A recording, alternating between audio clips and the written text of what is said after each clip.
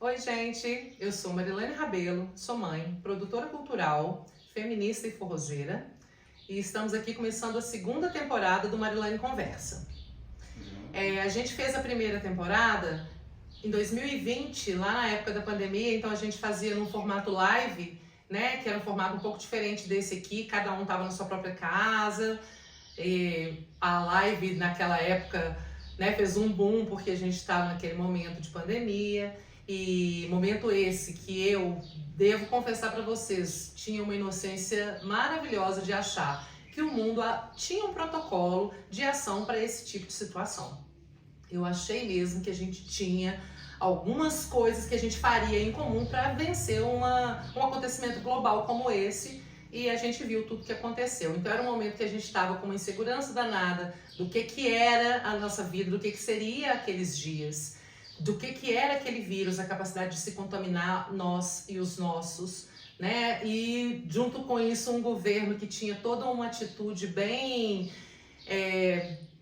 controversa, né? Bem dificultosa ali naquele enfrentamento daquela situação que a gente vivia, mas a gente conseguiu aproveitar um dos rebolados que surgiu na pandemia, que foi esse formato live de conversa, para poder fazer vários temas interessantes, discutir esses assuntos. E a gente gostou muito de fazer, então a gente está retomando agora nesse formato podcast. E para a gente começar essa segunda temporada com a corda toda, estamos aqui com duas profissionais maravilhosas, duas mulheres muito queridas, muito amigas. A primeira é a psicóloga Dúnia Maia, que vai se apresentar para a gente. Dúnia. Oi, gente, tudo bem? Meu nome é Dúnia, como a Mari já anunciou. Sou psicóloga, atuo na clínica, né? Faço alguns trabalhos aí na cidade, na parte da educação, que eu gosto muito como voluntária, e também trabalho no judiciário, na vara da infância e juventude há 20 anos, né? Então esse tema da adolescência, ele atravessa muito o meu trabalho aí no dia a dia, e são muitos os desafios para a gente encarar. E está aqui com a gente hoje também a psiquiatra Ludmila Maiolini, que também vai se apresentar um pouco mais pra gente. Fala, Lud. Oi, gente. Eu sou Ludmila, sou psiquiatra. Atualmente eu trabalho na clínica e trabalho também no CAPS infantil, que é um serviço para crises psiquiátricas na infância e adolescência. Então, gente, para começar, nesse formato agora, podcast, que agora podcast é assim, né? Tem imagem e áudio, porque sem imagem é muito mais fácil, né, gente? Não precisa de maquiagem, nem cabelo, nem nada, é só a voz. Mas estamos aqui completinha para vocês. E a ideia é fazer inicialmente um por mês. Então, se vocês quiserem sugerir temas ou sugerir convidados, vocês vão lá na DM, no Instagram do marilane.rabelo e chama lá no privado e fala comigo ou assuntos que vocês gostariam ou convidados. Combinado?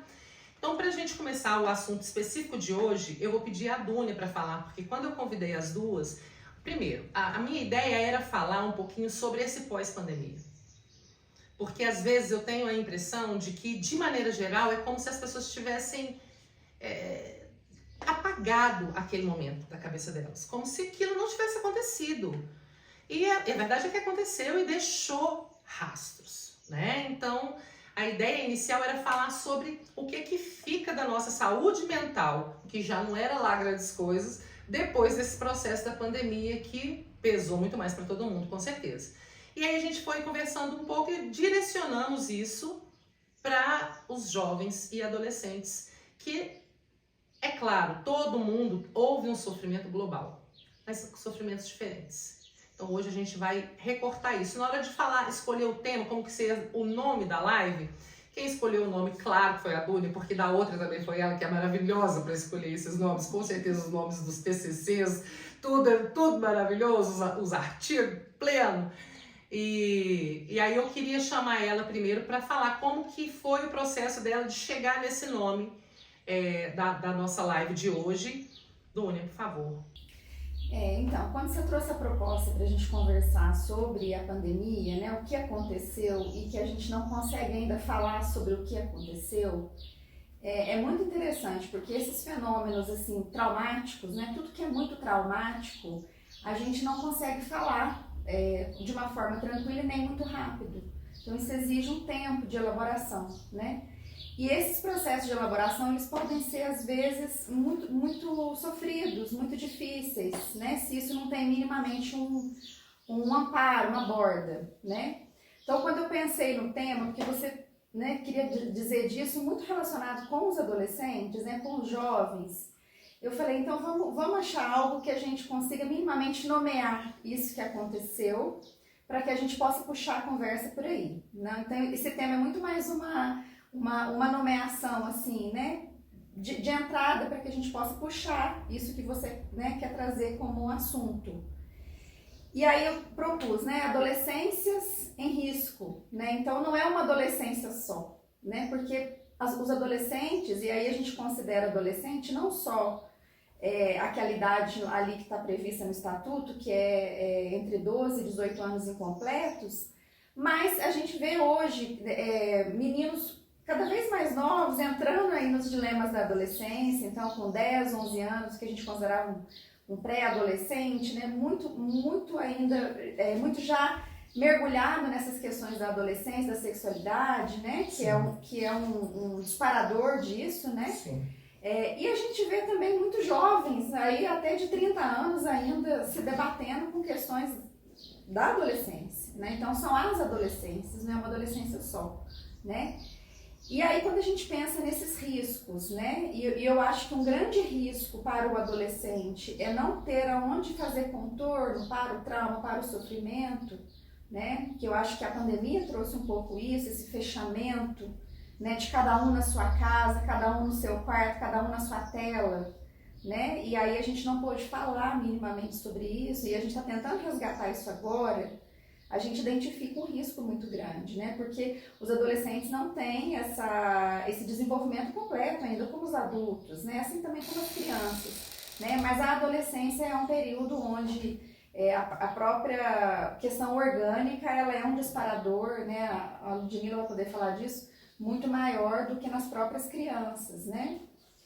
E aí a gente vai pensar, então, como fazer esse cuidado em saúde mental, né? Quais são os desafios, quais são as questões, né, que estão muito presentes no nosso dia a dia, né? E quando a gente fala de cuidado em saúde mental, a gente não está dizendo de um cuidado individualizado, a gente está dizendo de um cuidado coletivo, porque esse adolescente, ele está inserido, né, num contexto histórico, social, cultural, e isso precisa ser levado em conta, senão você não consegue atendê-lo na singularidade dele.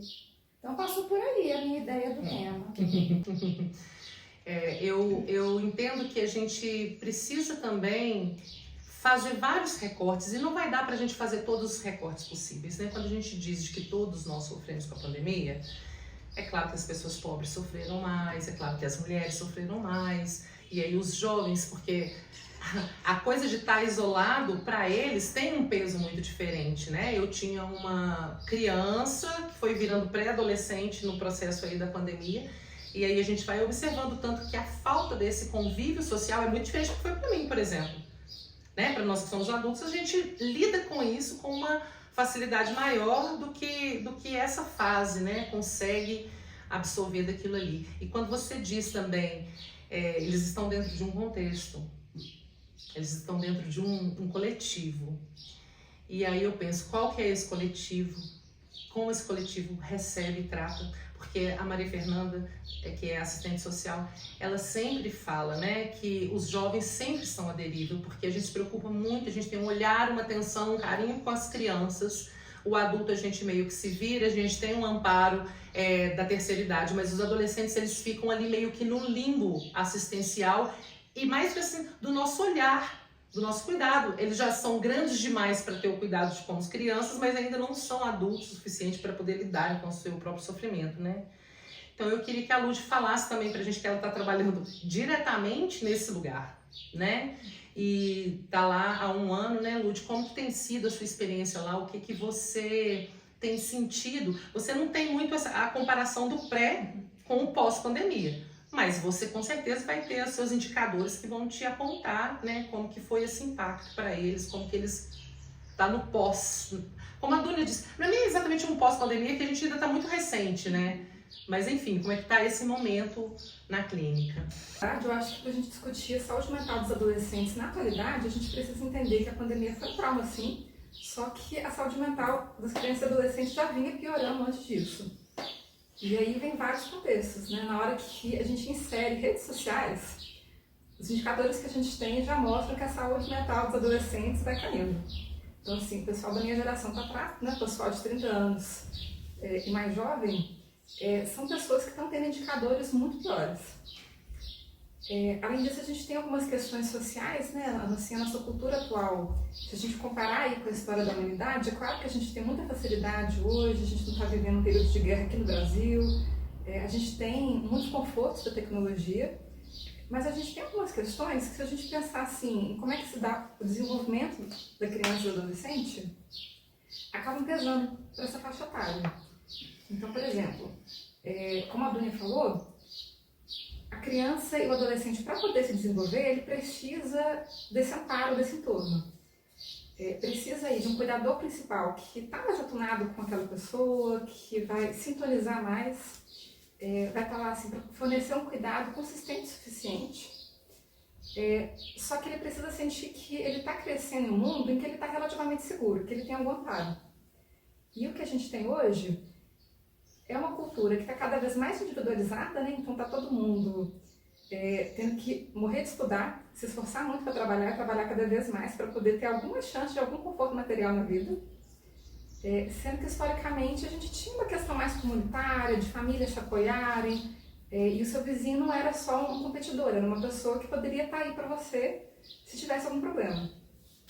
Então essas questões elas já vem pesando. E aí a gente adiciona agora, né?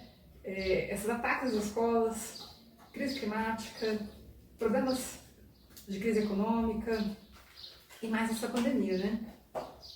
Então, assim, o que a gente observa é que é uma junção de fatores.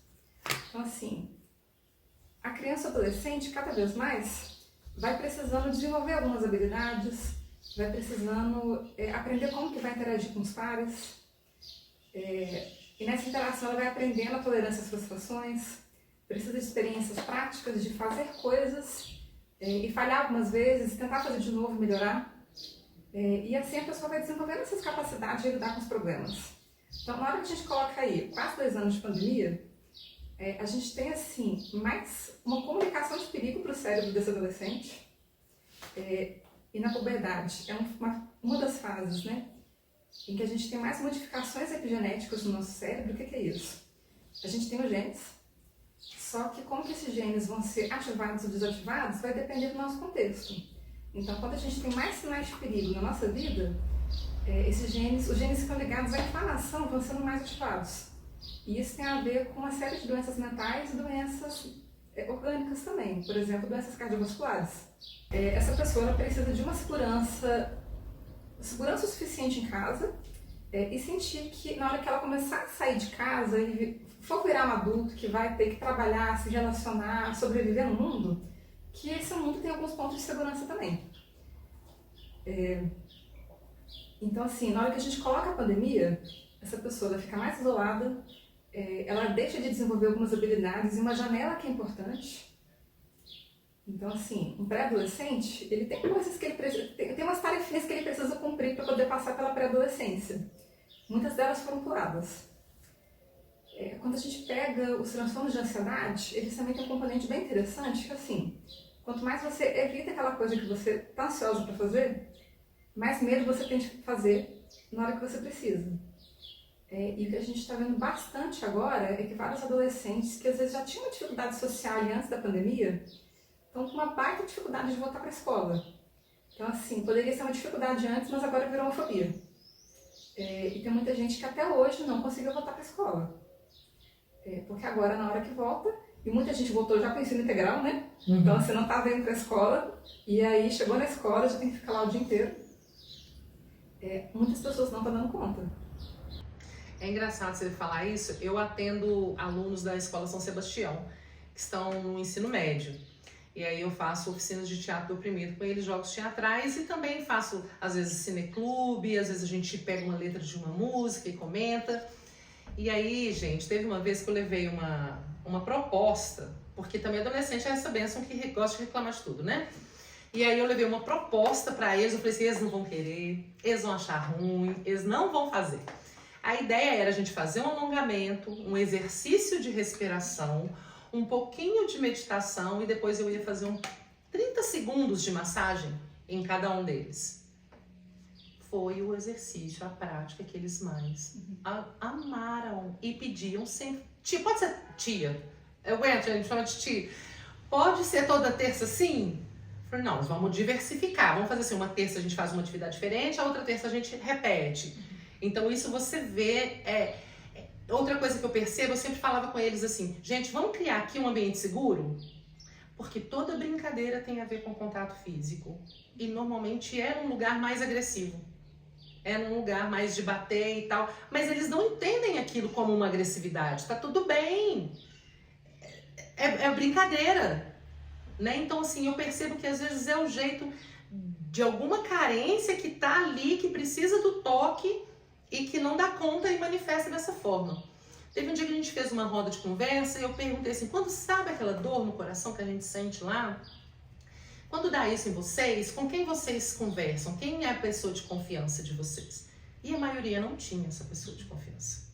E é importante você falar isso, Mário, porque quando a gente pega esses fatores preditivos de adoecimento mental, a gente tem que pensar nas experiências negativas de infância, as experiências positivas de infância.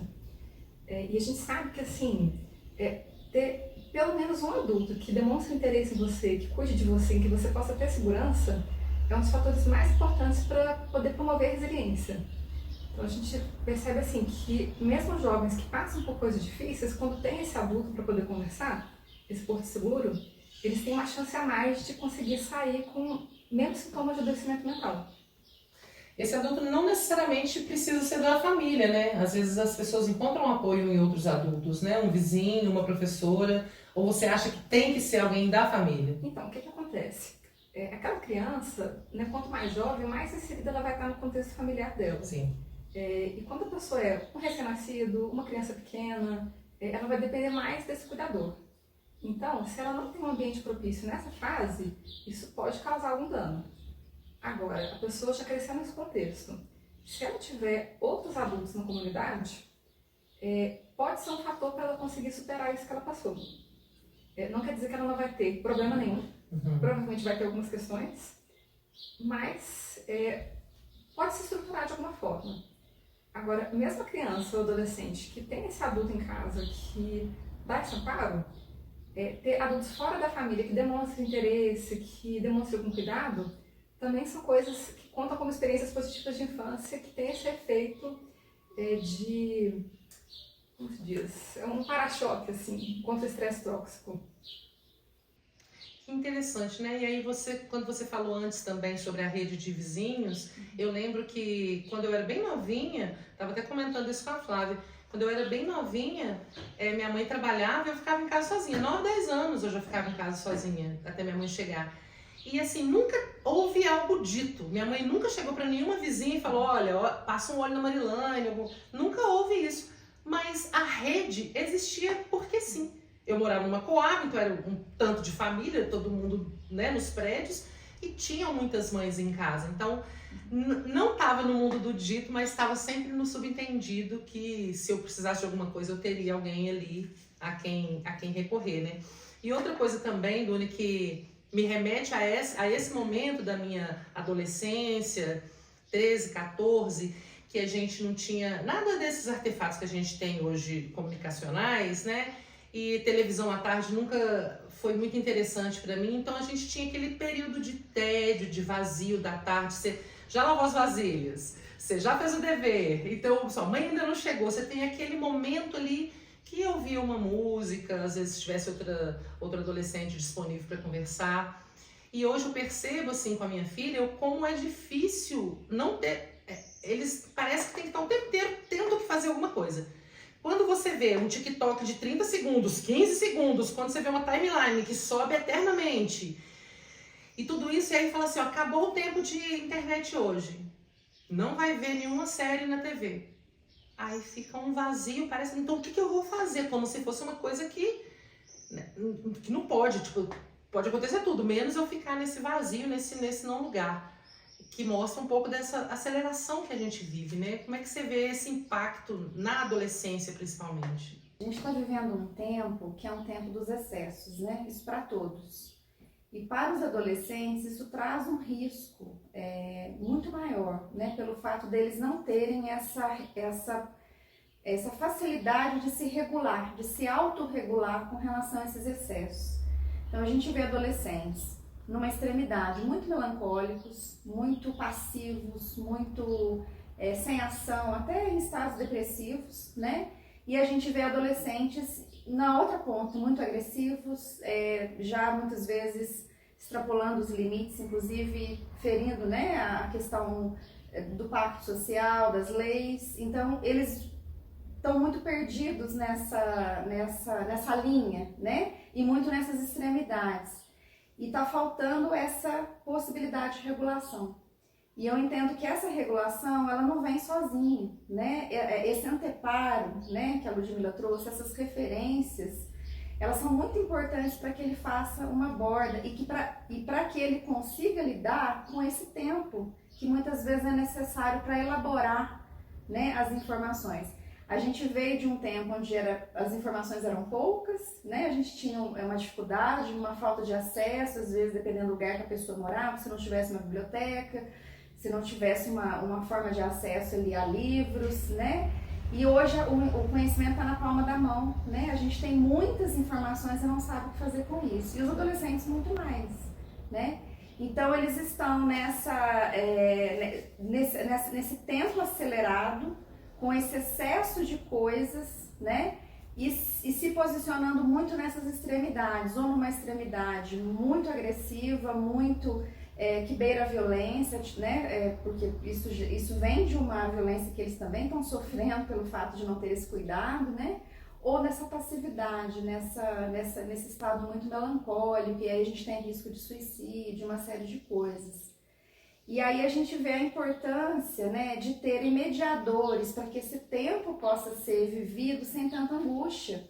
Porque o tempo vazio ele é angustiante para todo mundo, né? Mas por que é possível a gente lidar com o tédio? Por que é possível a gente lidar com o vazio? A gente olhar para o vazio e se dar conta dele? Porque a gente não está sozinho diante do vazio. Porque a gente se vê minimamente cercado, né? Seja por pessoas, seja por feitos, seja por uma cultura, seja por uma comunidade. Quando você traz essa ideia da vizinhança, né? Desse cuidado coletivo, eu sei que a minha vizinha está ali, se eu precisar eu vou ali e bato na porta dela, né? Então saber, né, que a gente tem alguém que olha pra gente, mesmo que essa pessoa não esteja lá fisicamente, já é um anteparo, já é uma referência para que a gente possa lidar com isso. E é o que eu percebo dessa busca desenfreada, né, por atividades, por excesso de tela, né, essa coisa que não para, é meio que para preencher isso que está faltando do outro lado, né, porque a grande questão é que nós somos os adultos. Como que nós estamos lidando com essas crises? Né, porque nós estamos diante de uma crise, né, de um tempo que está demandando muito, né, de todo mundo. Como que nós estamos lidando com essa crise, né? Será que a gente também está entrando nisso dos excessos, né? Esses dias eu vi um vídeo muito interessante de diferenciando uma criança que chega num ambiente, o pai olha para ela, né, e faz atividades com ela, como que ela reage, e uma criança que chega num ambiente e o pai está olhando na tela. Então não são só os adolescentes que estão com a tela na mão, os adultos também. Né? Então essa falta de olhar, dessa palavra, dessa atenção, né? Disso que eu sei que a minha mãe está me vigiando, ela não está aqui, mas eu não posso fazer nada errado porque ela vai ficar sabendo, né? Que era uma coisa que a gente tinha, uma referência, né? Esses meninos estão muito soltos, é o que eu percebo, assim, e estão sendo muito capturados por esse tempo acelerado, né? Capturados. Então, quando você estava falando, eu pensei, se a gente não tem esse amparo, esse adulto no nosso entorno, na nossa família, ali na comunidade, o que a gente também achava enquanto adolescente, do meu tempo, que a gente achava nas músicas, às vezes essa identificação do que a gente pensa, às vezes quem está ao nosso entorno, a gente não pensa como, né? A gente não se identifica. Hoje, eles podem achar uma diversidade de tanto artistas quanto de seitas, de algumas coisas nesse lugar, de pessoas gente, de pessoas em redes sociais que vendem uma vida maravilhosa que não existe. E aí, quanto eles estão capturados por essa mentira, achando que vale a pena correr atrás do pote no fim do arco-íris, né? E ao que eles se submetem e a que riscos estão expostos na internet, que é um mundo de ninguém, ou um mundo de todo mundo, né? E essa mediação, desculpa, eu só ia completar assim, que essa mediação entre esse mundo da fantasia e o mundo real, quem faz é o entorno, são os adultos. É a gente que tira, né? Não tem nada de errado, a gente não vai voltar para trás, não vai existir um mundo em que não exista virtualidade, que não exista tela, não exista rede social. Isso daí tá aí para todo mundo e a tendência é que ou a gente acha um jeito de lidar com isso ou isso vai ser muito ruim, vai ser um desastre, já está sendo, né? Então essa mediação do adulto, né, essa coisa, por exemplo, do jogo violento, né, jogos de guerra, de arma, né, e aí quando acontece uma situação de violência, que o menino entra na escola, faz alguma coisa, porque vai lá ver o computador dele, ele estava jogando, né, e assim, na nossa casa nossos filhos também jogam, por que eles não invadem a escola? Porque tem uma mediação, que eles sabem que aquilo ali é um jogo, eles sabem a diferença, eles sabem que ali você morre 500 vezes e volta e reseta o jogo que começa, mas que na vida real não é assim. Né? Então esse trazer o adolescente desse mundo da fantasia é um trabalho do entorno. Sim. Só para fazer alguns comentários sobre essas questões também, em relação a essa questão das mídias sociais, né? A gente sabe que tem um efeito aditivo. A gente vê um vídeo de TikTok nos 30 segundos já tem uma gratificação instantânea. Então isso faz com que tenha esse comportamento de busca. Agora, a gente se relacionar com o outro é uma coisa que às vezes é frustrante. Eu fico pensando assim, se eu tivesse 11 anos com o celular na mão e me colocasse numa festa de família que eu não conheço ninguém, na minha idade eu não tinha celular. Então eu tinha assim, que pelo menos fingir que eu estava tentando interagir com as pessoas. Agora, apesar de ser uma coisa desconfortável, é um momento de você começar a criar algumas habilidades.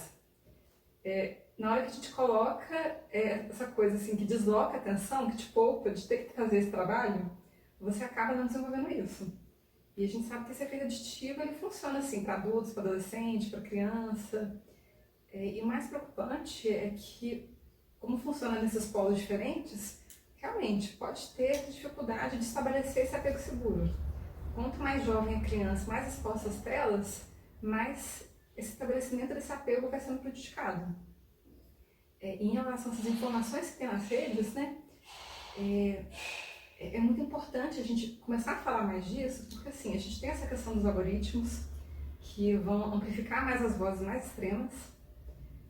E quando a gente pensa nessa questão assim, de lavagem cerebral, né, o controle mental, essa questão da influência danosa, a capacidade de você bombardear uma pessoa com informação o tempo inteiro, é uma coisa que está amplificando muito essa possibilidade dessas seitas, cultos e esses movimentos mais extremistas de captarem pessoas. Porque você começa a bombardear de informação que às vezes é conflitante, isso já confunde as pessoas, e você também começa a criar aquela coisa de ter o nós e eles, né? Então você não pode ver uma informação que está fora da sua bolha, porque isso é errado, você vai estar sendo antiético, você vai estar sendo... ou comunista, ou extremista de direita, e aí você não pode, assim, acessar essas outras fontes porque você vai ser uma pessoa errada. Sim.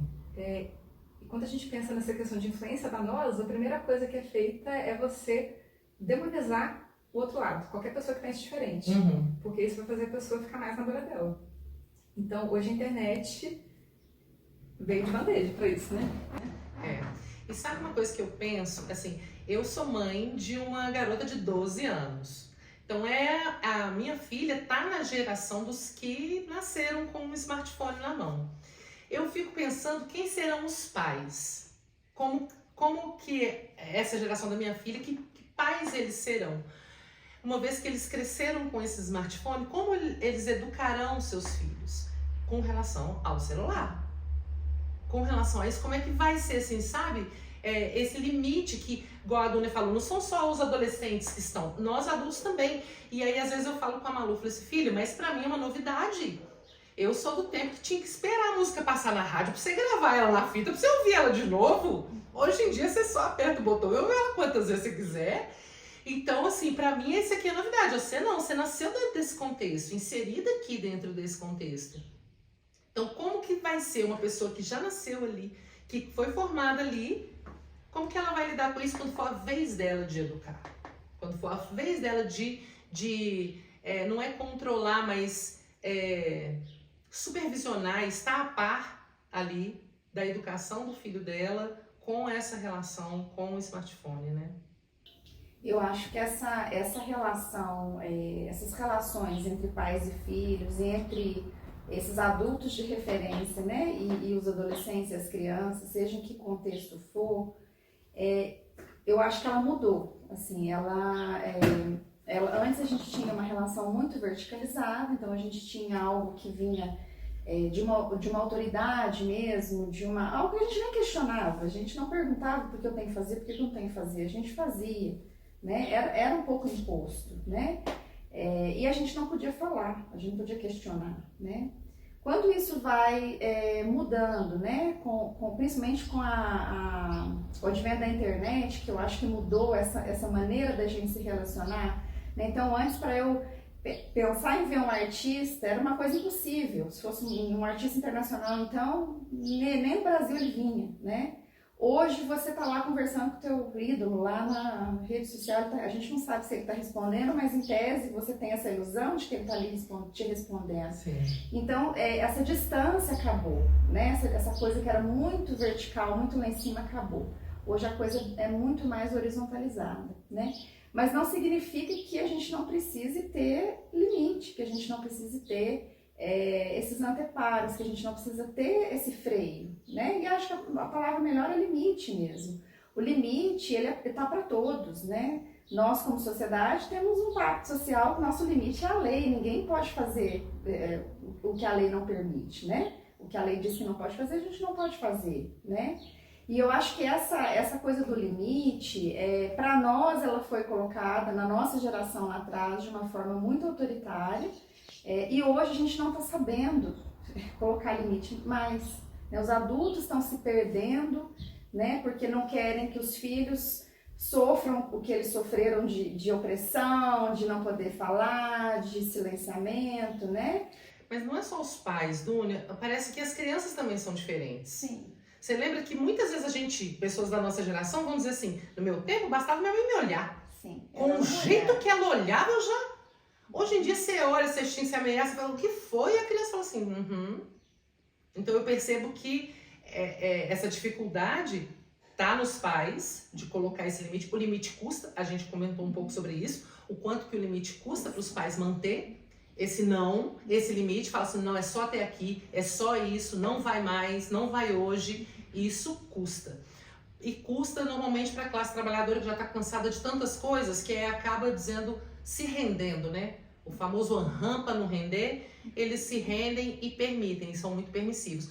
Mas também, se quisesse bancar esse não, se os pais quisessem bancar esse não conseguiriam bancar como os nossos pais bancaram os nãos que eles nos deram, na ameaça. Na base da autoridade, exatamente. E aí é que tá, como construir essa outra forma de colocar limites que não seja imposta e autoritária, né?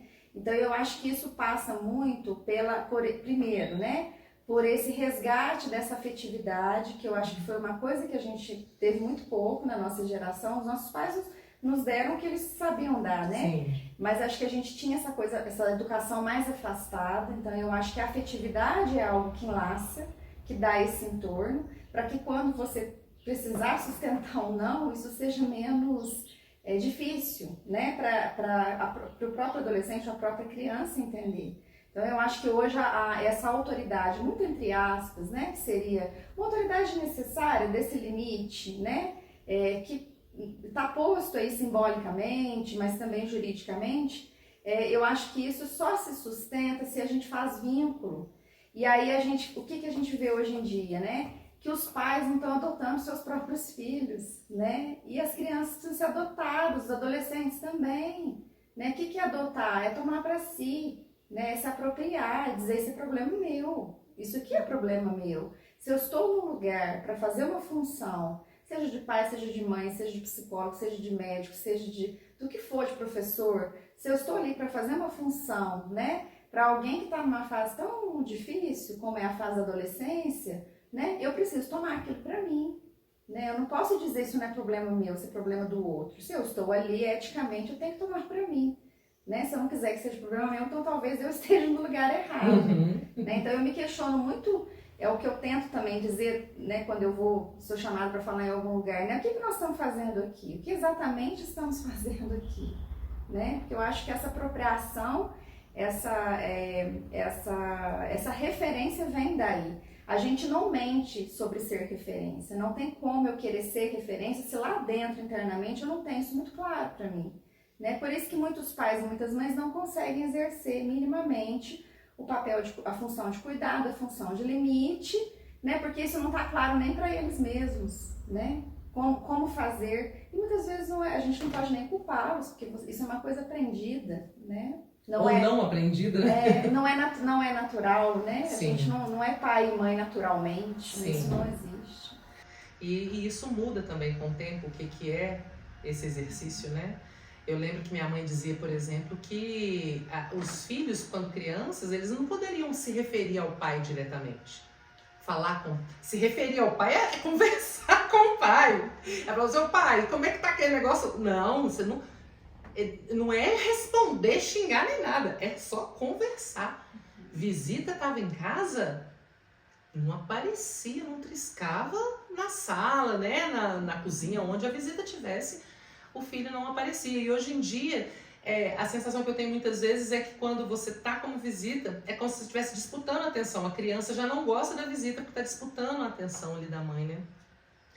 Eu acho que é sempre assim, quando a gente vai debater um assunto, a gente vai vendo os desdobramentos disso e todo o contexto social tem um peso muito forte, né? Então nunca dá pra gente olhar para um assunto, para um viés apenas de uma perspectiva, né? Então, por exemplo, agora a gente já está caminhando para o final do podcast, se eu fosse falar assim, tá, mas dentro do que a gente apontou enquanto problema, vamos tentar apontar algumas soluções.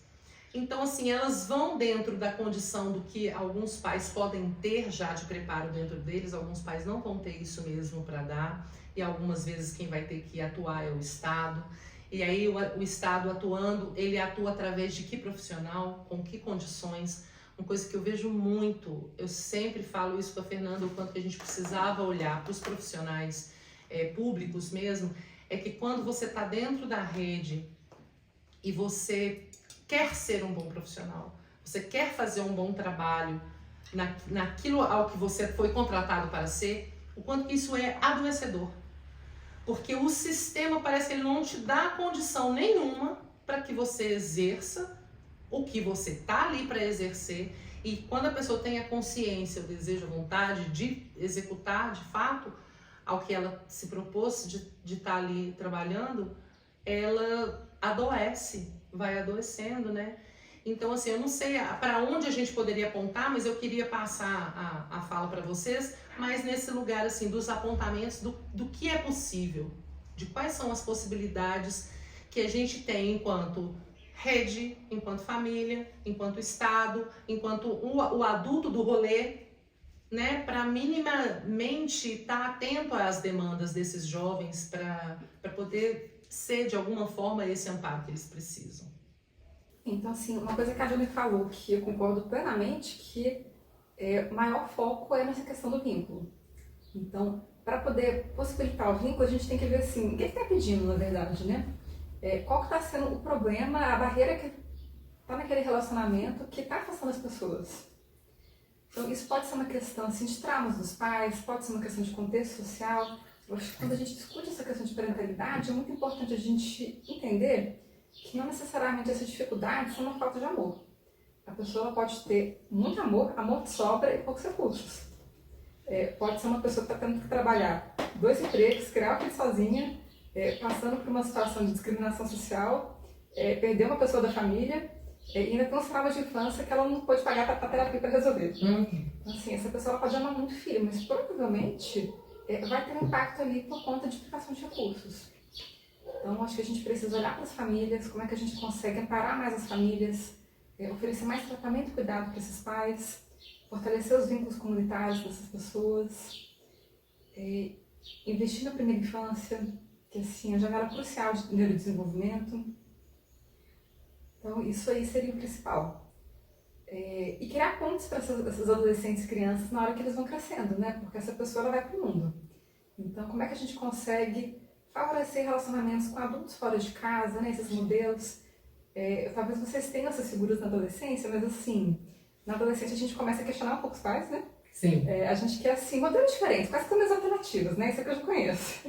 Então, assim, o que mais de ideia que eu posso ter, assim, para a pessoa que eu quero me tornar? E aí a gente, assim, geralmente tem aqueles adultos que a gente admira, que a gente quer incorporar um pouco pra gente, né? Então, essa questão dos mentores é super importante. Como é que a gente consegue possibilitar esses mentores de uma forma saudável e segura para os adolescentes? Como é que a gente consegue dar experiências para os adolescentes de ter conquistas, aprender novas habilidades, adquirir maestria em coisas difíceis? São experiências que podem ir corroborando para a pessoa e se completando, né? Sim. Você, Du. Complementando isso que a Ludmilla falou, que assina embaixo, né? Acho que é bem por aí mesmo. Eu acho que tem uma dimensão que é fundamental, assim, para que a gente possa minimamente fazer um trabalho de cuidado, isso em todos os setores, e com o adolescente não podemos prescindir disso, que é o trabalho da palavra, né? E às vezes a gente acha que o trabalho da palavra, ele é uma coisa muito elitizada, né? Vai no psicólogo, vai no... muitas vezes as pessoas não têm acesso mesmo a essa possibilidade, né? Mas o trabalho da palavra vai além disso, né? Ela pode estar nas rodas de conversa, ela pode estar nas relações do dia a dia, né? Nas relações de corredores, né? Na rua, né? Com as pessoas próximas. Então, o adolescente, ele precisa ser visto, ele precisa ser ouvido, ele precisa ser legitimado naquilo que ele está sentindo, né? Então, esse trabalho com a palavra não tem como prescindir dele, né? E eu acho que a gente já veio de uma geração silenciada por N violências, por uma sociedade que já era estruturada mesmo de uma forma muito opressora, né? Não que isso não exista hoje, mas eu acho que hoje tem se rompido, né, com mais facilidade pelo modelo como a gente se organiza socialmente, né? Mas eu acho que a gente ainda tem muitos silenciamentos, né? Assim, e o silenciamento, às vezes, ele é muito sutil, né? Ele muitas vezes tem um lugar que você tem muito barulho, muito ruído, mas ali ninguém se escuta, né? Então, isso é uma forma de silenciamento. Se tem um lugar onde ninguém se escuta, tem um silêncio que impera, né? Se tem um lugar onde as pessoas não podem falar, tem um silêncio que impera, né? E isso é fundamental, essa dimensão relacional, essa dimensão da escuta, seja em que local for. Eu acho que os adolescentes têm acesso a muitos locais durante a vida, né? A escola, os espaços da rede, né? Da rede socioassistencial, da rede de saúde, a família, né? As pessoas, os próprios amigos, eles entre si, né? Então eu acho que sempre ter esse espaço, né? Para que a palavra circule, é uma forma muito importante para que a gente combata essa violência sutil que começa pelo silenciamento e que vai desembocar muitas vezes em atos violentos lá na frente. Sim, e na hora que você falou do silenciamento, eu lembrei de uma situação que aconteceu muito recentemente. A gente estava procurando o Conselho da Juventude aqui em Varginha. Aonde que está esse Conselho da Juventude? Quando a gente conseguiu achar, se eu não me engano, foi até a Flávia, que ia acontecer uma reunião, uma conferência municipal dali a 2 dias. E aí a gente tentou mobilizar o que conseguimos mobilizar em 2 dias para essa conferência. Na conferência estava a mesa das autoridades, estavam todos, mas de juventude mesmo estavam pouquíssimos. Mas o mais grave foi que mesmo com esses poucos, fizemos a discussão, tivemos um dia inteiro de debates, discussão, elegemos 6 delegados para irem para a conferência estadual e nada foi feito. Um desses que foi eleito como delegado é um desses alunos também que eu trabalho lá na Escola São Sebastião. Então fui acompanhando através dele. Fizeram contato com você? Te chamaram? Tal. Quando eu fiquei sabendo que ia ter conferência, eu falei assim, e aí, você foi? Não, não fui, porque ninguém fez contato, com tudo pago, né? E aí, quando você fala desse silenciamento, eu pensa se nem eles, enquanto organização, eleito, conseguiram ter esse espaço para representar, o que ficou para esse estadual? Que Varginha não tem juventude?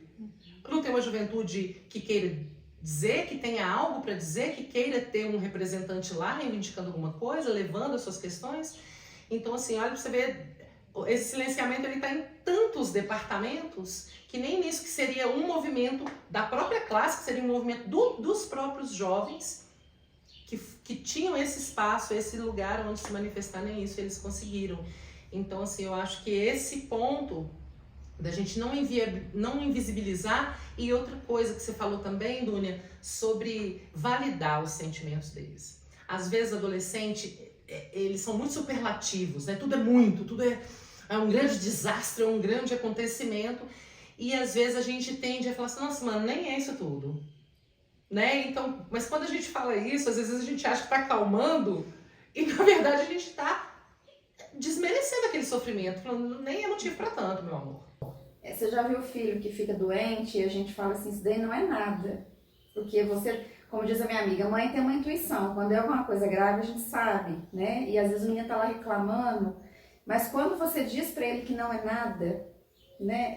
Eu acho que isso é uma falta de validação, então isso é uma coisa que a gente tem. E é uma palavra que você diz ali, você não foi com intenção de ferir nada, mas é uma violência, porque é alguma coisa assim, ele tá tentando te dizer que ele não tá bem. Se ele não tá com um problema orgânico, alguma coisa ali não vai bem. Eu acho que é importante assim, a gente pensar, a gente pode validar as emoções, a gente não precisa validar todos os comportamentos. E eu acho que aí já tira um pouco da pressão, né? Não é porque se a pessoa tá triste, tenta suicídio. A gente valida a tristeza. A gente não quer que ela continue tentando suicídio. Sim. Então, assim, o fato de você reconhecer o sofrimento daquela pessoa não quer dizer que você tem que concordar com o que ela está fazendo, como é que ela está reagindo a isso. Mas a gente já pode abrir um espaço para acolher essa experiência interna, né? A gente tem alguns dados que mostram como é que você crescer numa família validante aumenta o risco de ter esses quadros de desregulação emocional. Que é essa incapacidade de você gerenciar o seu estado emocional, ter aqueles grandes altos e baixos, fazer besteira. O que é uma família invalidante, né? Você precisa gritar muito para as suas emoções serem ouvidas. Algumas emoções são permitidas, outras emoções não são permitidas. Então, de repente, é permitido só que você demonstre aprovação, foco, que você trabalhe, que você, sei lá, elogie os pais, que você, assim, esteja fazendo tudo certinho, mas você não pode demonstrar raiva, tristeza. E isso acaba interferindo na capacidade daquela pessoa aprender a gerenciar essa emoção. Se ela nem pode sentir, como é que ela vai processar? Como é que ela vai dar uma saída para aquilo? Sim. E a escola, o corpo docente, como é que vocês entendem que o que pode ser feito nesse espaço? Porque às vezes eu vejo também que existe uma intenção, uma boa intenção do corpo docente, mas eles também são pais, eles também são profissionais que estão, né, sobrecarregados.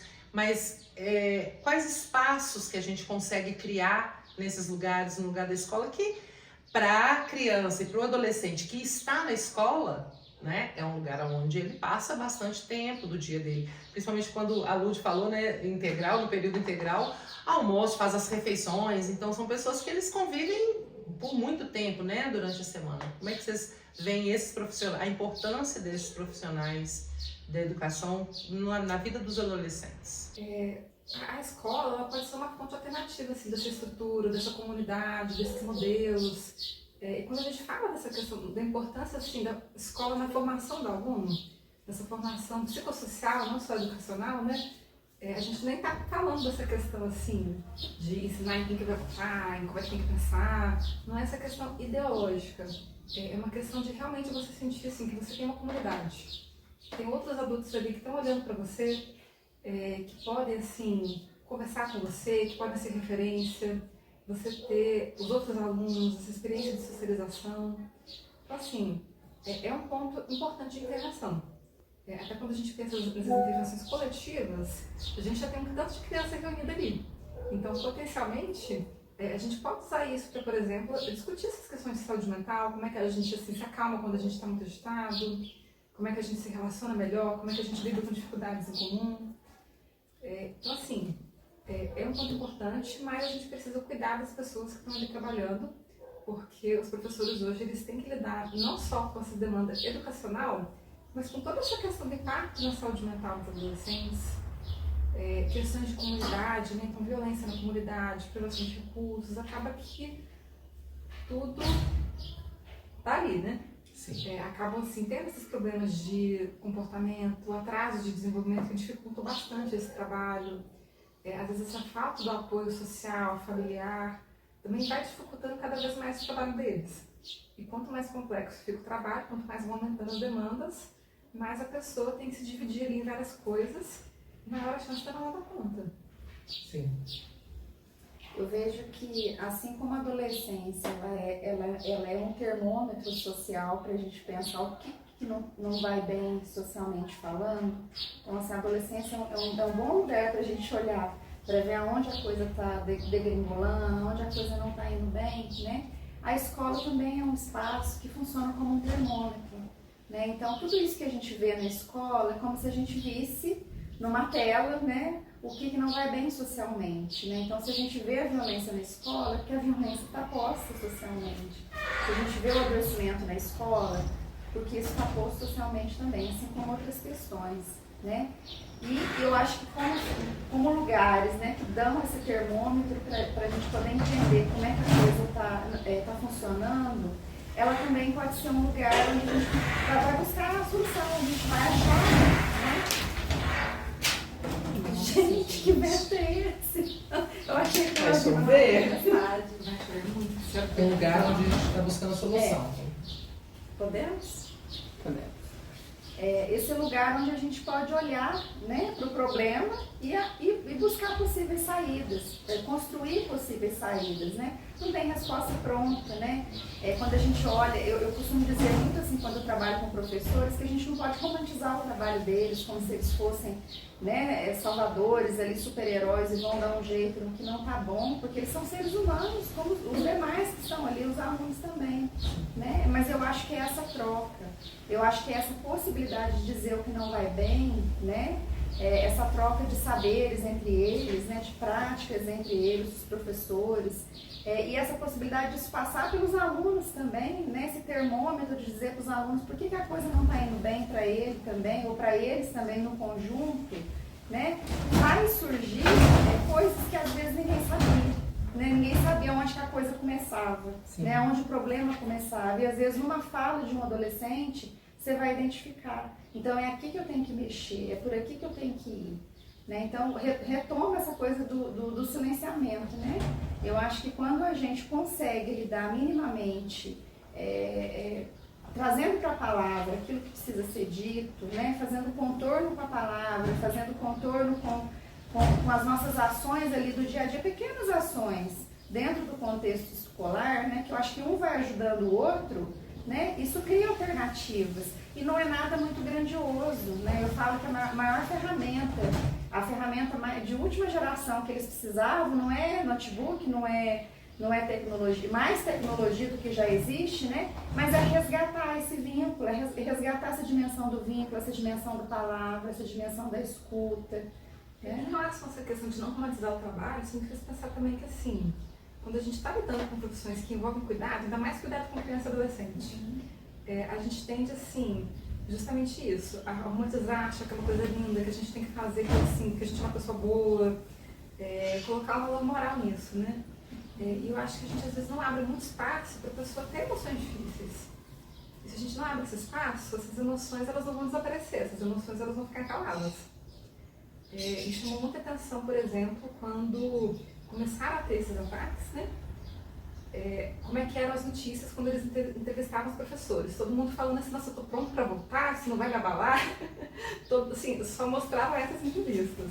E eu fiquei me perguntando, será que não teve nenhum professor que ficou traumatizado, que não queria mais trabalhar, que quis desistir da profissão? Onde estavam essas pessoas, né? Parece que a gente só autoriza um tipo de discurso. Sim, e aí eu acho que é onde a coisa vai escapar num outro lugar, né? Porque se eu volto para a escola e nego uma coisa que aconteceu, como você trouxe da pandemia, né? Se a gente pensar que não aconteceu nada, eu acho que antes da pandemia a coisa já estava bem mesmo, como a Camila falou. Acho que a pandemia ela potencializou, né? Tudo que já não ia bem, né? Mas se agora a gente simplesmente fingir que nada aconteceu, que a gente não tem nenhum caquinho para catar, né? Que a gente não precisa resgatar nada disso tudo que aconteceu, isso vai escapar em outros lugares. E não raro vai escapar no adoecimento físico e mental. Sim. É o famoso recalque, né? O que a gente não quer ver e joga para o fundo, ele vai emergir em forma de sintoma, né? A gente já vai caminhando aqui, então para finalizar nosso podcast. Eu quero primeiro me desculpar com vocês, porque a gente tentou se preparar de todas as maneiras, mas a gente teve vários probleminhas técnicos ao longo do caminho, com o microfone, por exemplo. Agora vocês devem ter ouvido aí alguns barulhos, porque teve um vento muito forte, a luz foi caindo, tivemos sombra. Mas assim, é o primeiro dessa temporada, a gente está aprendendo também, né, as possibilidades que a gente tem, os formatos do que a gente quer construir. Então, fiquem à vontade para dar dicas, para dar sugestões também. Tá tudo certo, tá tudo certo. Eu quero agradecer muito, imensamente a Flávia, que fez todo esse trabalho, tanto do cenário quanto dos equipamentos, tá ali linda e maravilhosa. Fez tudo que pôde para impedir esses ruídos, mas não foi possível porque ela ainda não está fazendo magia, ainda. Mas agradeço muito a Flávia, agradeço muito a Ana, sempre com a gente, com as nossas artes, com a nossa divulgação no Insta. Muito obrigada.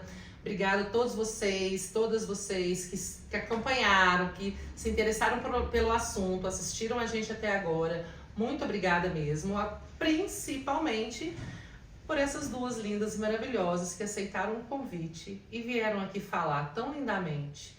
Né? Quando as duas, né? Quando vai falando, você fica assim, gente, que coisa linda, eu quero só ouvir. Porque, puxa, como sabe falar do que tá falando e fala bem. Mas principalmente por ter aceitado, vim 2 horas da tarde, nesse calor que tá fazendo, de enlouquecer, vim trocar essa ideia com a gente. Então, muito obrigada mesmo, Ludmila e Dúnia, muito obrigada. E aí, se vocês quiserem fazer a fala final de vocês, fiquem à vontade. Bom, eu só agradeço, assim, para mim é sempre uma oportunidade incrível, assim, estar com pessoas, né, tão incríveis também e trocar, porque eu acho que a gente mais aprende do que ensina, né, no final das contas. E eu acho que é com essa troca que a gente consegue construir, né, todas essas bordas que a gente está falando também, né, porque quem está ouvindo também vai poder refletir sobre muitas coisas, né. Acho que nada que aconteceu, assim, de ruídos, de calor, assim, atrapalhou, até porque acho que isso traz muita verdade porque a gente está fazendo aqui, né? Sim. Que é de verdade isso que a gente fala, né? Mas só agradecer a Marilane, equipe técnica também, né? E a Ludmila também pela troca. Obrigada. Eu também queria agradecer a oportunidade, todo mundo que esteve envolvido em produzir esse programa, né? A gente pensar na saúde mental de infância e adolescência, a gente pensar no futuro da nossa sociedade. Inclusive futuro econômico, judicial, de saúde física, e não apenas na questão de saúde mental. Quanto mais a gente investe em saúde mental na infância e adolescência, a gente teve um prêmio Nobel de Economia, na verdade, que foi ganho mostrando que o investimento na primeira infância, a cada dólar que você investia, ganhava mais 5 a 7 no futuro. Porque o rendimento assim, global dessas pessoas melhora. E as interações sociais também.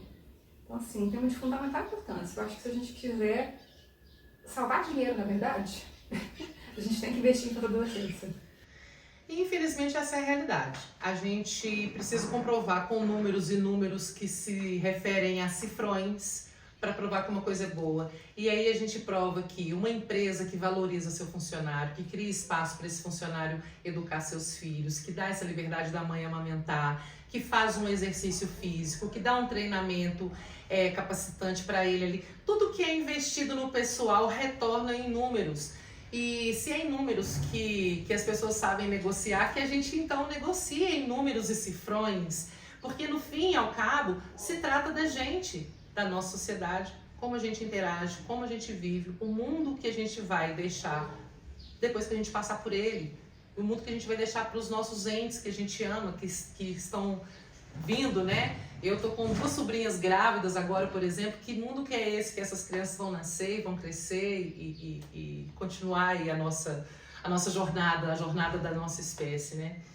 Então, já que esse argumento não basta, que venham os argumentos com cifrões. Contextualizar essa fala da questão do dinheiro, né? Eu acho que é importante a gente pensar nisso quando a gente vai tratar com instituições públicas, né? Sim. Porque acaba que para governo a gente tem que provar que uma coisa é viável, que vale a pena. Pra gente, assim, no pessoal, a gente vai trabalhar nisso porque faz sentido pra gente. Sim. Agora, pra gente pedir dinheiro para poder investir nessas coisas, eu acho que a gente acaba tendo que apontar esses indicadores também. Acho que, assim, acaba que, assim, de uma maneira um pouco mais seca, né? Mostra como é que a coisa é boa, né? Sim, mostra que é bom em todos os sentidos. No coração, na prática, na convivência e no bolso também, né? Se esse argumento Como é que, necessário. Assim, melhora em todos os desfechos. Sim. Então é isso, gente. Muito obrigada novamente a todos vocês. No mês que vem a pauta vai ser Mãe Solo. Vamos falar um pouquinho sobre esse assunto que também dá muito pano para manga. E já já a gente revela quem serão as nossas convidadas. Muito obrigada e até lá.